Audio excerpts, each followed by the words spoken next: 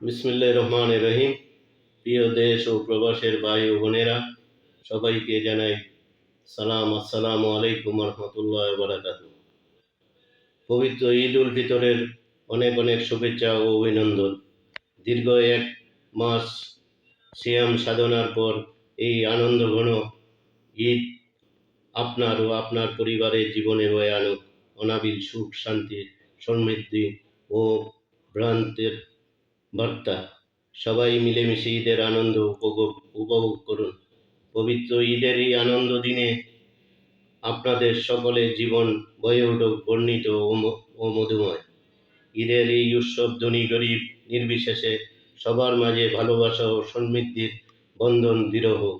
আল্লাহ আপনাদের সকলের নেক আমল ও ইবাদত কবুল করুন। আপনার পরিবারের সুস্থতা কামনা করছি। পরিশেষে আবারও অগ্রিম ঈদের শুভেচ্ছা জানাচ্ছি। ঈদ মোবারক।